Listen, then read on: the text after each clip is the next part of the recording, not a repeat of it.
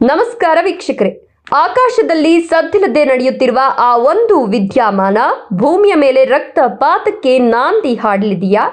15 ದಿನಗಳ ಅಂತರದಲ್ಲಿ ಸಂಭವಿಸಲಿರುವ ಆ ಎರಡು ಕರಾಳ ಛಾಯೆಗಳು ಜಗತ್ತಿನ ದಿಕ್ಕನ್ನೇ ಬದಲಿಸಲಿವೆಯೇ? ಹೌದು ವೀಕ್ಷಕರೇ, ಇತಿಹಾಸದ ಪುಟಗಳನ್ನ ತಿರುವಿ ನೋಡಿದ್ರೆ ಒಂದು ಮಾತು ನಡುಕ ಹುಟ್ಟಿಸುತ್ತೆ. ಒಂದೇ ಪಕ್ಷದಲ್ಲಿ ಅಂದ್ರೆ ಕೇವಲ 15 ದಿನಗಳ ಅಂತರದಲ್ಲಿ ಎರಡು ಗ್ರಹಣಗಳು ಕಂಡ್ರೆ ಅದು ರಾಜನಿಗೆ ಮರಣ ಅಥವಾ ಸೈನ್ಯಕ್ಕೆ ಪತನವನ್ನ ತರುತ್ತೆ ಅನ್ನೋದು ಪುರಾತನ ಜ್ಯೋತಿಷ್ಯವಾಣಿ. ಇವತ್ತು ಇಡೀ ವಿಶ್ವವನ್ನ ಕಾಡ್ತಿರೋದು ಅದೇ ಭಯ. ಈ ಗ್ರಹಣಗಳ ಸಂಚು ಜಗತ್ತನ್ನ 3ನೇ ಮಹಾಯುದ್ಧದ ಅಂಚಿಗೆ ತಳ್ತಿದ್ಯಾ? ಇವತ್ತಿನ ವಿಡಿಯೋದಲ್ಲಿ ನಾವಿದರ ಸಂಪೂರ್ಣ ಮಾಹಿತಿಯನ್ನ ವೈಜ್ಞಾನಿಕ ಮತ್ತು ಜ್ಯೋತಿಷ್ಯದ ಆಯಾಮಗಳಲ್ಲಿ ತಿಳಿಯೋಣ. ವಿಡಿಯೋವನ್ನ ಮಿಸ್ ಮಾಡದೆ ಕೊನೆವರೆಗೂ ನೋಡಿ. ಹಾಗೆ ಈ ಮಾಹಿತಿಗೆ ಒಂದು ಲೈಕ್ ಕೊಟ್ಟು ನಮ್ಮನ್ನ ಸಪೋರ್ಟ್ ಮಾಡಿ. ವೀಕ್ಷಕರೇ, 2026ರ ವರ್ಷ ಸಾಮಾನ್ಯ ವರ್ಷವಲ್ಲ. ಈ ವರ್ಷ ಒಟ್ಟು 4 ಗ್ರಹಣಗಳಿಗೆ ಸಾಕ್ಷಿಯಾಗ್ತಿದೆ. ಅದರಲ್ಲಿ ಈಗಾಗಲೇ 2 ಗ್ರಹಣಗಳು ಕಳೆದು ಹೋಗಿವೆ. ಫೆಬ್ರವರಿ 17ರಂದು ಸೂರ್ಯಗ್ರಹಣವಾದರೆ ಅದರ ಬೆನ್ನಲ್ಲೇ ಕೇವಲ 15 ದಿನಗಳ ಅಂತರದಲ್ಲಿ ಅಂದ್ರೆ ಮಾರ್ಚ್ 3ರಂದು ಚಂದ್ರಗ್ರಹಣ ಸಂಭವಿಸಿದೆ. ಹಾಗೂ ಇನ್ನೂ 2 ಗ್ರಹಣಗಳು ಕಡಿಮೆ ಅವಧಿಯಲ್ಲಿ ಮುಂದೆ ಸಂಭವಿಸಲಿವೆ. ಜ್ಯೋತಿಷ್ಯ ಶಾಸ್ತ್ರದ ಪ್ರಕಾರ ಹೀಗೆ ಕಡಿಮೆ ಅವಧಿಯಲ್ಲಿ 2 ಗ್ರಹಣಗಳು ಸಂಭವಿಸಿದಾಗ ಪ್ರಕೃತಿಯಲ್ಲಿ ಅಸಮತೋಲನ ಉಂಟಾಗುತ್ತೆ ಅಂತ ನಂಬಲಾಗುತ್ತೆ. ರಾಜನ ಸಾವು ಅಥವಾ ಸೈನ್ಯದ ಪತನ ಅಂದಾಗ ಇಲ್ಲಿ ಕೇವಲ ಒಬ್ಬ ವ್ಯಕ್ತಿಯ ಬಗ್ಗೆ ಮಾತನಾಡ್ತಿಲ್ಲ, ಬದಲಾಗಿ ದೇಶವನ್ನ ಆಳುವ ಶಕ್ತಿಗಳು ಅಥವಾ ದೊಡ್ಡ ದೊಡ್ಡ ಸಾಮ್ರಾಜ್ಯಗಳ ಪತನದ ಮುನ್ಸೂಚನೆ ಇದು ಅಂತ ಅರ್ಥ ಮಾಡ್ಕೊಳ್ಬೇಕು. ರಾಜಕೀಯ ಅಸ್ಥಿರತೆ ಉಂಟಾಗುವ ಎಲ್ಲ ಲಕ್ಷಣಗಳು ಗೋಚರವಾಗ್ತಿದೆ. ನೋಡಿ ವೀಕ್ಷಕರೇ, ರಾಜಕೀಯ ಏನೇ ಇರಲಿ, ಯುದ್ಧಗಳು ಏನೇ ಇರಲಿ, ಅಂತಿಮವಾಗಿ ಏಟು ಬೀಳೋದು ಯಾರಿಗೆ? ಅದೇ ನಮ್ಮಂತ ಸಾಮಾನ್ಯ ಜನರಿಗೆ.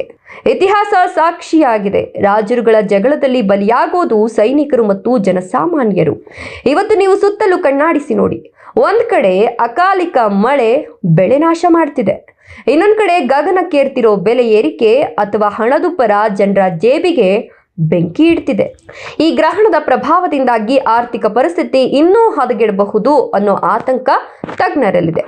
ನಮ್ಮ ದಿನನಿತ್ಯದ ಬದುಕು ದುಸ್ತರವಾಗ್ತಿರೋದಕ್ಕೆ ಈ ಗ್ರಹದೋಷಗಳು ಕಾರಣವಾ ಅನ್ನೋ ಪ್ರಶ್ನೆ ಈಗ ಎಲ್ಲರನ್ನ ಕಾಡ್ತಿದೆ. ಈಗ ಜಗತ್ತಿನ ಪರಿಸ್ಥಿತಿ ಹೇಗಿದೆ ಗೊತ್ತಾ? ಒಂದು ಸಣ್ಣ ಕಿಡಿ ಹತ್ತಿದ್ರೂ ಇಡೀ ಜಗತ್ತೇ ಸ್ಫೋಟವಾಗುವಂತಿದೆ. ರಷ್ಯಾ ಮತ್ತು ಉಕ್ರೇನ್ ನಡುವಿನ ಯುದ್ಧ ನಿಲ್ಲುವ ಲಕ್ಷಣಗಳೇ ಕಾಣ್ತಿಲ್ಲ. ಇತ್ತ ಇಸ್ರೇಲ್ ಮತ್ತು ಇರಾನ್ ನಡುವಿನ ಸಂಘರ್ಷ ದಿನದಿಂದ ದಿನಕ್ಕೆ ತೀವ್ರವಾಗ್ತಿದೆ. ಅಮೆರಿಕ ಕೂಡ ಈ ಯುದ್ಧದ ಸುಳಿಗೆ ಸಿಲುಕಿದೆ. ಇದರ ಜೊತೆಗೆ ಭಾರತ, ಪಾಕಿಸ್ತಾನ, ಥೈಲ್ಯಾಂಡ್, ಕಾಂಬೋಡಿಯಾ ಹೀಗೆ ಹಲವು ರಾಷ್ಟ್ರಗಳ ನಡುವೆ ಗಡಿ ಸಂಘರ್ಷದ ಕಾರ್ಮೋಡ ಕವಿದಿದೆ. ಜ್ಯೋತಿಷ್ಯದ ಪ್ರಕಾರ ಗ್ರಹಣದ ಸಮಯದಲ್ಲಿ ಇಂತಹ ಸಂಘರ್ಷಗಳು ತೀವ್ರ ಸ್ವರೂಪ ಪಡಿತವೆ. ಜಗತ್ತು 3ನೇ ಮಹಾಯುದ್ಧದ ಅಂಚಿನಲ್ಲಿ ನಿಂತಿದ್ಯಾ ಅನ್ನೋ ಭಯಕ್ಕೆ ಈ ಗ್ರಹಣಗಳು ತುಪ್ಪ ಸುರಿದಂತಾಗ್ತಿವೆ.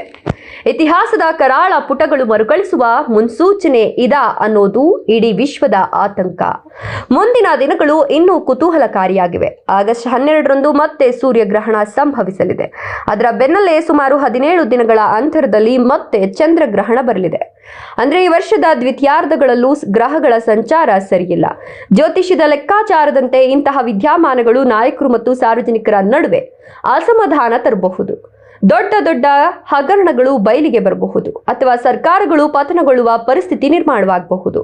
ನೈಸರ್ಗಿಕ ವಿಕೋಪಗಳಾದ ಭೂಕಂಪ ಅಥವಾ ಸುನಾಮಿಯಂತಹ ಅಪಾಯಗಳ ಬಗ್ಗೆಯೂ ಜ್ಯೋತಿಷಿಗಳು ಎಚ್ಚರಿಸುತ್ತಿದ್ದಾರೆ.